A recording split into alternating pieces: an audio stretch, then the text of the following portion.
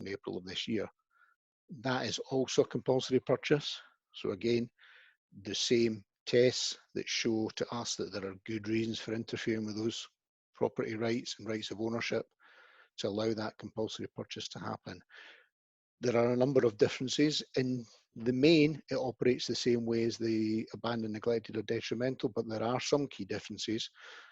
Obviously, by the title, it's further sustainable development, so it's not about necessarily the condition of the land as it is, but more about what a community can do with that land in the future. You may also notice that the word community has now been removed.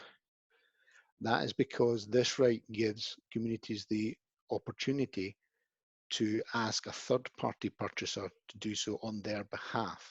So it's not necessarily the community right to buy, although the community groups still have to sit in the application. They can then give the actual right to buy to a third-party purchaser, and I'll touch on that later on. That's the main community right to buy in Scotland in a nutshell and where they all came from. So of those four, 3 of them are compulsory, and 1 is a right to register an interest should the owner wish to sell. Now, for all of those rights to buy, the communities must form a compliant community body. In other words, they have to have a structure, they have to have a board, members, etc., etc. And for Part 3A, the abandoned, neglected, and Part 5, the furthering sustainable development, it's particularly important to do this because there are some steps that have to be undertaken before submitting an application, and they must be done as a compliant body. Now, I'll touch on what those steps are later, but the forms of compliant body that are allowed, there are 3 types within the Act. The first is a company limited by guarantee, and that can be charitable or not, as the group decide. The Scottish Incorporated Charitable Organisation, or SCIO, and finally the Community Benefit Society, a BENCOM. Now, these 3 structures are all standard structures, but for the purposes of the Act, there are additional requirements within the Act that go beyond the normal vanilla version, if you like. So it's important that community groups realise that there are some additional requirements that the Act has, and not just to assume that because you've taken a template of Companies House, for example, that will do. The community land team are always there to help groups through developing their articles of association, deciding what their options might be. We won't tell you what structure to form, that's entirely up to you, but we will help you through the requirements of each type for the Act. Now, there are templates on our website which include these additional requirements, as well as support organisations such as DTAS, but also CLS, HI, a number of other organisations have the templates. Some of the sort of key differences between the vanilla versions and the requirements of the Act are all based around making sure that any community right to buy remains within the community, that's community controlled, community led and community based. So the additional parts is they define their community. Now, that can be defined by a geographical area, and it's important to note that it must be a geographical area. Communities of interest aren't applicable in this case. That can be by postcodes, it can be by a community council area, it can be an island, a location, a settlement, a electoral ward. There are a number of different options for that, but it must be geographic. They must have no fewer than 10 members, and this is to try and stop a small group of people, representing the community when the larger community don't really have a say. No matter how many members they have, 3/4 of those members must actually live in the community that's been defined. So that's about keeping it local. You can have members from out with the community as far afield as you like, but 3/4 of your members must stay in that community. And finally, the majority of the board must come from those members who stay in the community. So again, this is to ensure that, for example, if you had 1/4 of your members outside the community, those members weren't the whole board. So the board, i.e. those who have control, must come from the community, and the majority of the members must come from the community. So they are all in place to try and ensure that it remains in control of the local community. It's for the community, by the community, it's controlled by the community, and that's the key parts of these community rights to buy. So moving on to the newest one, which came into force in April, the right to buy land to further sustainable development. Newest of them, potentially the most powerful, but as with any of the compulsory ones, comes with a number of tests that must be passed in order for an application to be approved. Now, there are some pre-application processes that need to be passed first. The main one being that the community body must have already asked the owner to transfer the land. So it's to ensure that the first step in trying to get control of the land is not a compulsory purchase application. You must have already tried to ask the owner to transfer that land, and that must be done as a compliant Part 5 community body. And that's why it's important that the first step a community body takes is to get themselves compliant so that they can then take forward some of the steps. I'll come back on that in a bit more detail later on, but that's the main thing to remember, is that the compliant community body must be the ones who approach the owner to ask to transfer. Once an application comes in, there are three really substantial elements that a community group need to demonstrate to us for us to allow the compulsory purchase through the right to buy. The first of these is that the community body's proposals must deliver significant benefit. And it's important to note that word significant, because a lot of weight will be placed on that. It's not about maintaining status quo. It's not about some minor tweaks, taking the land off of somebody to just make some small changes. This is about getting land which will make a significant benefit to the community. What that benefit may be is entirely up to the community group to tell us. Demonstrate to us that the benefit is there, that it is significant, that it will make a huge difference to that community. The second of those is that those proposals must be the only or most practical way of delivering those benefits. So it's, again, this is all about making sure that this is the last step, this is the last option a group has. It's not as if they have asked an owner to transfer a particular piece of land to, say, build some houses on, and the owner has said no, but there's an equally suitable piece of land somewhere else that they could have got from, say, the local authority, who would have said yes. So it's about stopping that whole thing. We want to get that piece of land because that's the bit we want. It's not a case about want, it's about need. If there's only one area of land that's suitable, then that is the only or most practical way of putting those houses up, because the other areas of land that may be there are not suitable for a variety of reasons. So it's making sure that it's not a question of cherry picking particular areas of land for this. It's about, this is the only piece of land that will deliver the benefit that we've said it will achieve, the significant benefit. And finally, and maybe most crucially, is that if we refuse the application, would that then be likely to cause harm to the community? So again, what will happen to that community if they don't get this right to buy? For example, the previous one I was talking about with the houses, if those houses aren't built, will the community eventually become so depopulated and just completely empty? Is that the harm that will be caused? Is there an economic harm that will be caused because a community body wanted the community shop, and if that closes, that's the last one? So if we refuse the application and the shop closes, there is a harm to the community. So there, again, we don't say what that should be. It's up to the community to tell us what is the harm. What will happen if we refuse that application? So it's those three together. It's going to deliver a significant benefit. This is the only way that benefit can be delivered, or at least the only practicable way. And if it's not, there is going to be harm. So that something needs to be done. And all of those together are what then gives us the right and the good reasons to interfere with property rights and put in place this compulsory purchase. Now, the whole process is all transparent. So the community group will put the application to us. They will also send it to the owner, who gives their chance to comment as well. So it's not just about the community group telling us the story. The owners get a chance to put their case forward as well. We then have to consider it all in the round and decide from our own experience whether to allow the application or not. One of the other major differences with this right to buy is that the community body now has the option to nominate a third party purchaser. And this is why it's no longer a community right to buy, only it's a right to buy. That could be for various reasons. And again, those reasons will be the community bodies to demonstrate to us, but it could be, for example, that the third party purchaser is the one that has the experience and the ability and the resources to take forward the project, and they might only do so if they have the right to buy. Now, the application itself still has to be submitted by the compliant community body, following all the rules I've previously mentioned. If that application is successful and we grant the right to buy, then that third party purchaser will take forward the purchase on behalf of the community body. So at that point, they will step back, the third party will take forward the purchase the land, and then probably take forward the development.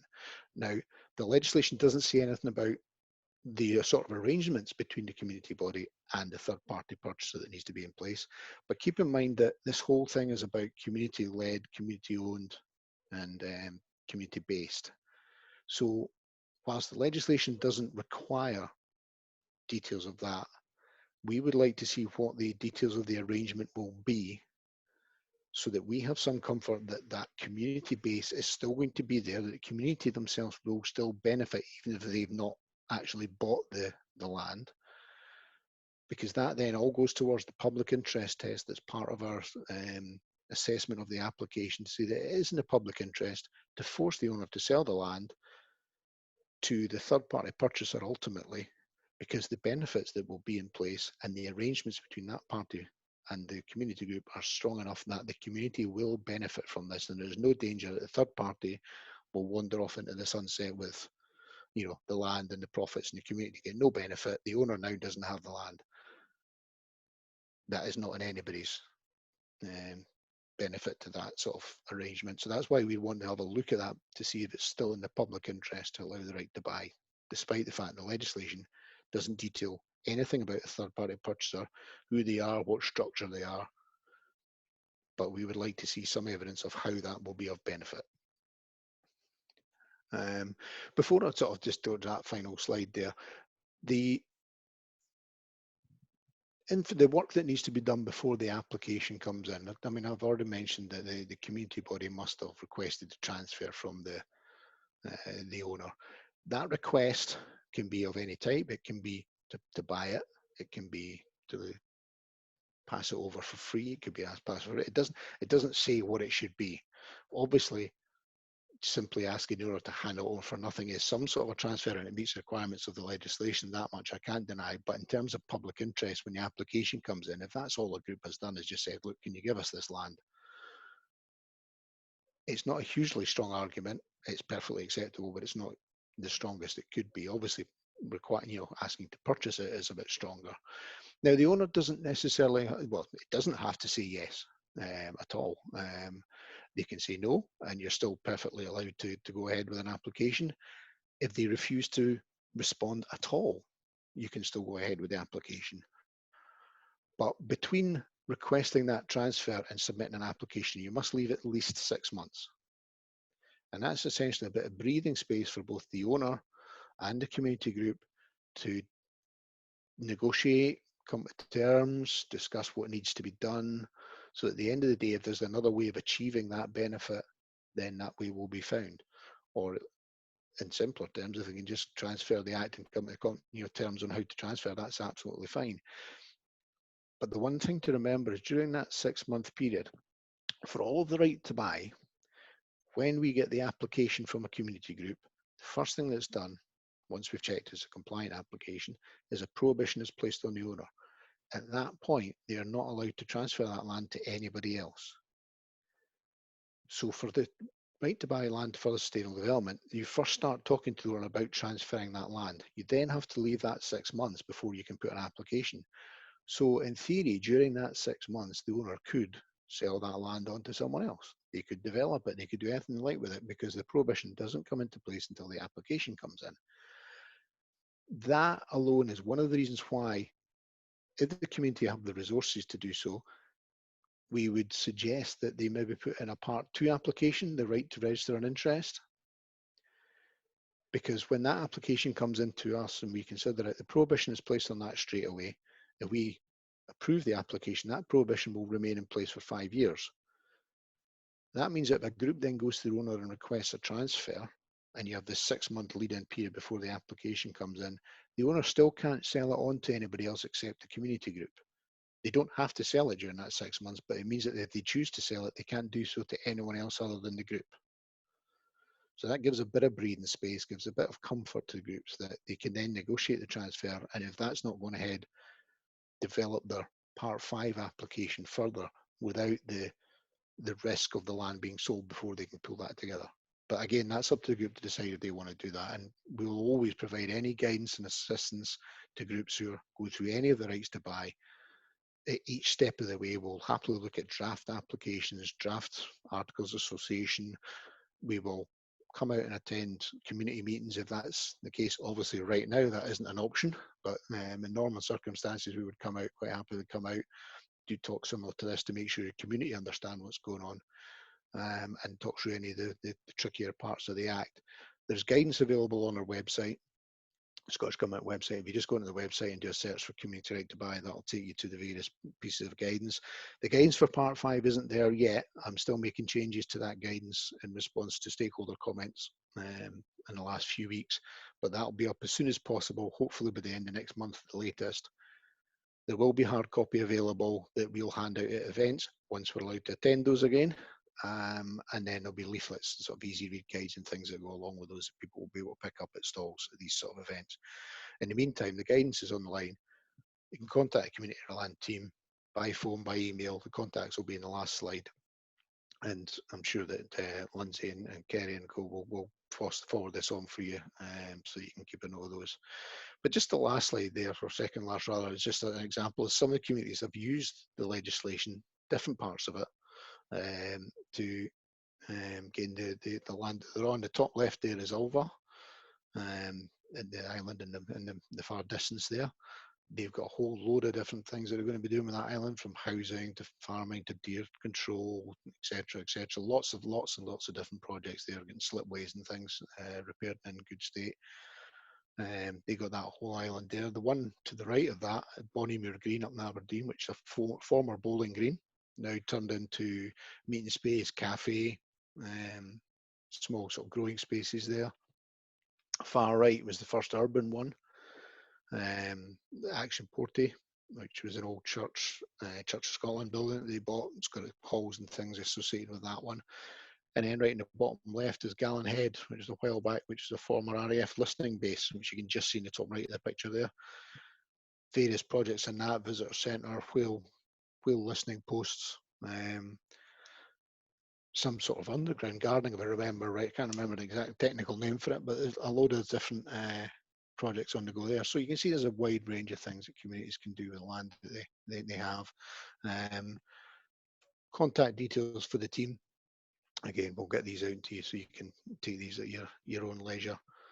And that was a fairly quick canter through the right to buy, but we'll be taking questions anyway if you've got any specific ones. And as I say, with these contact details, at any time you've got any questions, you can feel free to get in touch with us. Obviously, the phone number there isn't going to be manned because nobody's in the office, but we're all working from home, so we can pick up on emails and the various websites. You can have a look at there for further details on that one. And there endeth the sermon. I will stop sharing the screen now. Thanks, Dave. That was really interesting. And people want to start typing their questions into the Q&A. I'll start reading them out to Dave. But while we're waiting for that to happen, I've got a question for you, Dave. If you could just explain why it doesn't define what sustainable development is in the legislation. What's the rationale for that? To be fair, we were asked all the way through the bill to define it, and the main reason for not doing so is that to define it would then immediately narrow what it could be. It would be whatever we said it would be. In its broadest terms, sustainable development or furthering sustainable development is about meeting the needs of the future without affecting the needs of the present. Very simplistic terms, but what we did by not defining it was allow groups to tell us what they felt furthering sustainable development was to them, because it will be different for each community. It'll be different. Housing might be sustainable development for others. Some village shops might be for other groups. Land itself, in terms of an estate or a farm or whatever, could be for another group. Could be a combination of all of those. Could simply be a hall to use for community gatherings of different types for clubs. So whatever groups want to tell us and demonstrate to us and prove to us as furthering sustainable development, we will look at, rather than saying it must be this or it must be that or it must be the next thing. Okay, thank you. Maybe you've covered all the questions everyone had in their mind, because we still don't have any questions through. I'll ask you one more just to give people a bit of extra time. Our rights for communities in Scotland are quite unusual. They don't really exist in this form anywhere else in the world, and people wonder why that is. And I think the government's always tried to balance property rights of owners with the rights of wider rights of communities. Can you talk a bit about how that kind of comes through in the legislation? In terms of weighing up the various rights of various parties, you mean? Yeah. Well, I mean, as I was saying, for the compulsory ones, it's about making sure that there's good reasons to interfere with those property rights. And that's what we asked the groups and asked them to pass those tests, if you like. They're not there as red tape. They're not there to make things awkward. Yes, the process is difficult and challenging. And yes, it can be quite lengthy. I mean, if you think about the whole process in terms of the timelines, for example, a Part 5 from the date the community asks the owner to transfer to the community being granted the right to buy and then completing the purchase could be as much as a year to 18 months. But this is a compulsory purchase, so it should never be easy. It should never be easy to take someone's property off them. But if there's a good reason to do so, by all means, we will allow that. So that's where those rights are balanced up. So the community show us what their right is to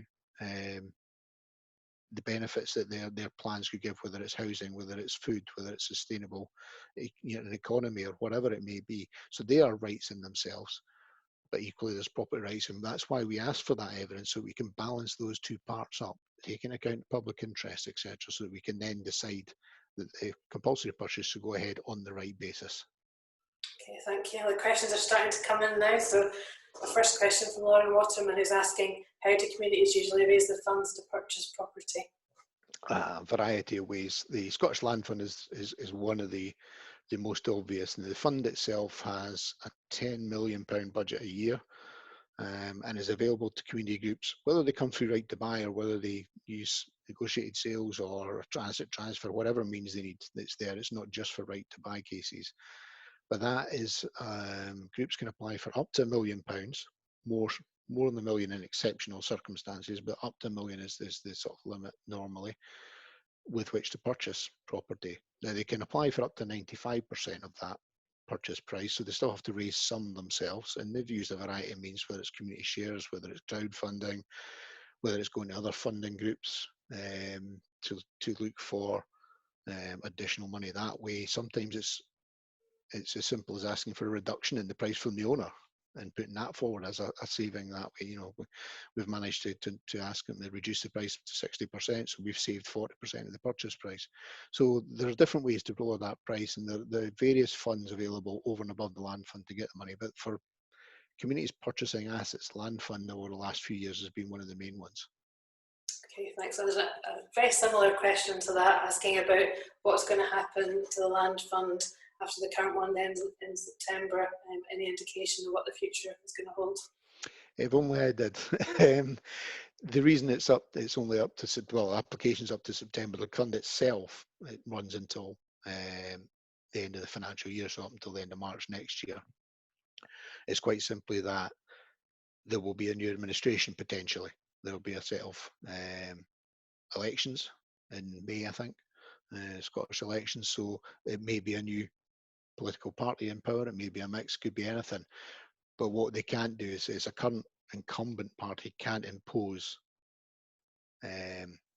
obligations on an incoming one through that. So at the moment, we can't say, yes, there will be a land fund. There will be a commitment to a land fund, I would expect, from the existing government, to say that if we are returned back in, then the land fund will continue. And to what level and how it will quite work might well change. But indications are just now that we're more than happy to continue on beyond the current one. But it will depend on who comes into power. It may be if a different government come into power, they decide that they have other priorities. But I'm fairly confident that it will continue in one form or another, even no matter which government comes in, because to be fair, we've had fairly broad support across the parties for the land fund, the sort of stuff it does. They may well differ in how it should be applied, but the purpose and the sort of meaning behind it to be fair, everybody is behind. Okay, I've got a question from Pippa Coots.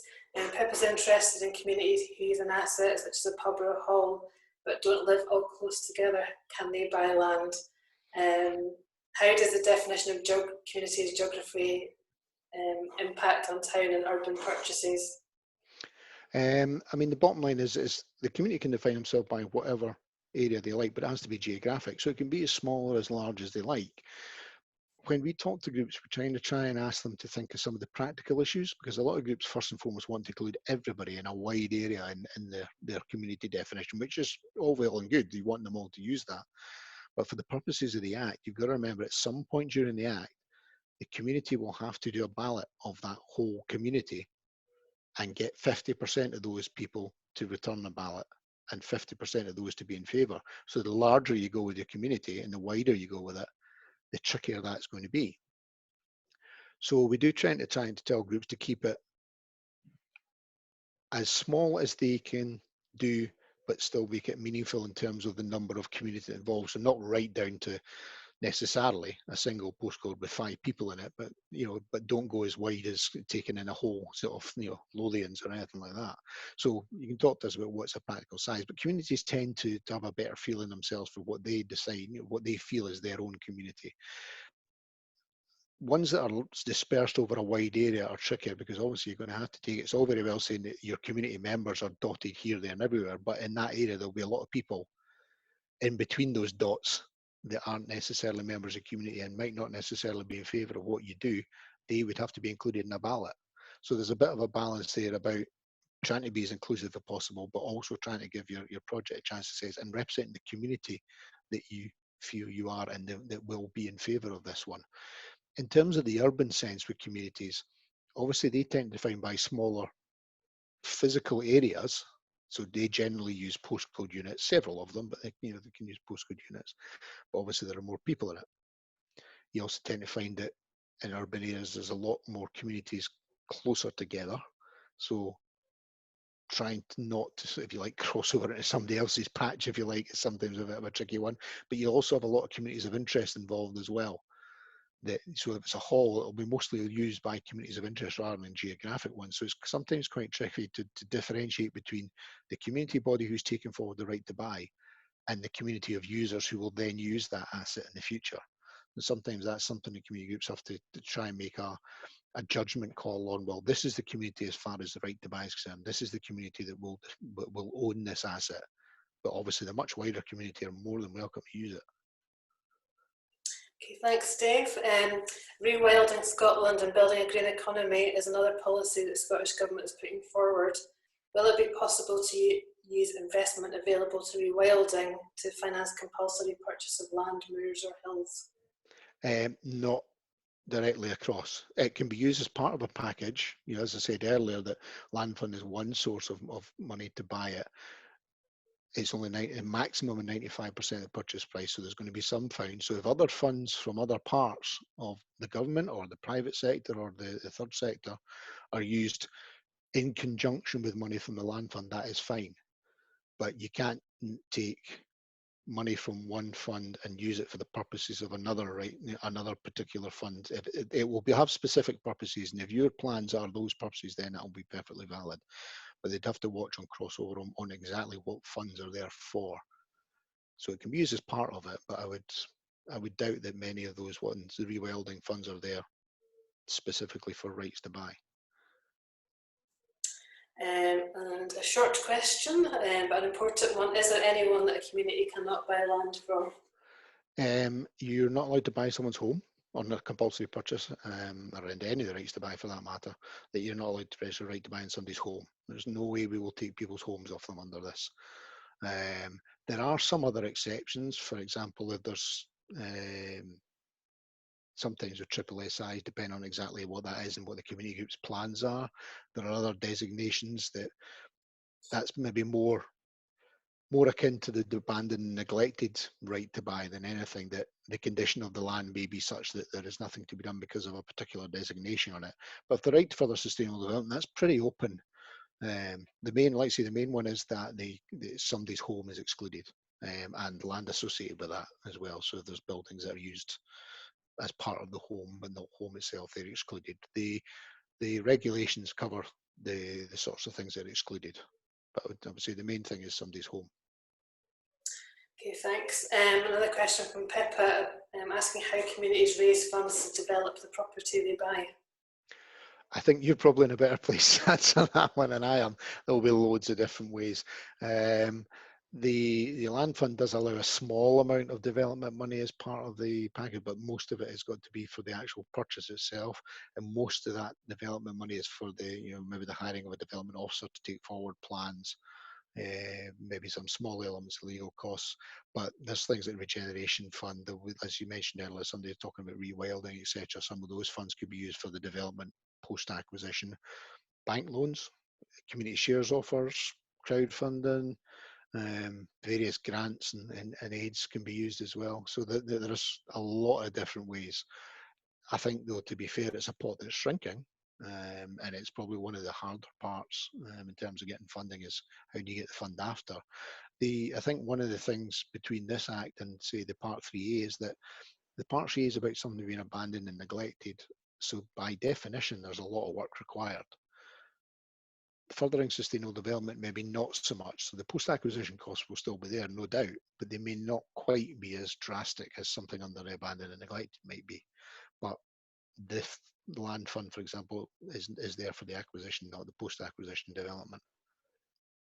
But it's worth saying that you'll be looking at organisations' business plans, won't you, as part of this process, and absolutely, yeah. There's public interest as well, sustainable development. So if there was a risk a community was looking to buy an asset using the legislation that they would never be able to fund the development of, that would yeah, I mean, it's about furthering sustainable development, and if they can't develop it sustainably or otherwise, then there is no point in landing communities with a liability that they have no chance of taking forward, this, no matter how good the ideas might be. There are great ideas aplenty, but there has to be some demonstration that they're capable, both in terms of their own resources and skills and in terms of the finance required to do so, to then take those plans forward. It doesn't have to be quickly, but they have to show how they're going to do it. They have to demonstrate they've at least talked to some other funders for post-acquisition money to develop. And it may be that they have to scale their plans down to be able to achieve that level of viability for a project. But it doesn't necessarily have to be any less of an impact because of that. So yeah, we do have to balance that up and decide whether to allow the right to buy itself. But we don't necessarily need all the T's crossed and I's dotted. We don't need fully fledged, but given it's a compulsory purchase, we need to have a pretty good idea that it's going to work, because we can't compulsory take land off somebody and then have it sitting there for 15 years while everybody figures out what to do and how to do it. It really has to start moving quite quickly and show that things are happening, that significant benefit is being achieved, and not that we took the land off the owner for nothing to happen. And the last one, I think, this might be one for HMRC, but I'll ask you, Dave, to get any insight. If a third party was to provide some of the investment for a buyout, £1 million or so, what would be the tax status of the investment? And can it be used to write off other tax liabilities? I have to say I have absolutely no idea about that one. You'd have to ask somebody who knows more about tax law than I do. And there are various kind of tax reliefs out there for like things like community share offers or social investment tax relief. But it is very complex. You'd be looking to speak to someone who had a really good insight into that, because anything to do with tax relief, you need to get 100% right when you start out on the process, and you might find later down the line that you can't get that tax relief. I think that's all of our questions for today, unless anyone wants to get a last one in. But what I would say is that Dave's team is extremely knowledgeable about this whole area, community right to buy. I mean, they've built up a huge amount of experience working with different communities, coming with a huge range of different scenarios. So we would always say to any community to be talking to Dave's team and to ask them lots of questions. It's much better to ask lots of questions than find out the answers, and to get to the end of the process and find that you've not been successful and you have to start over again. We're also here as well if communities want to talk to us about their ideas, and as I said, we work with Dave's team to make sure everyone's getting access to all the advice that they need.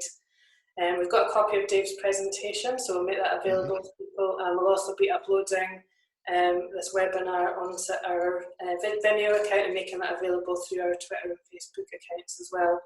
And if you want to get in touch with either Dave's team or myself, and we'll make our contact details available for that as well. So I think that's everything. Thank you very much, Dave, for your time, and No thanks problem, anytime. for and asked us some interesting questions. Thank you. Okay, thank you.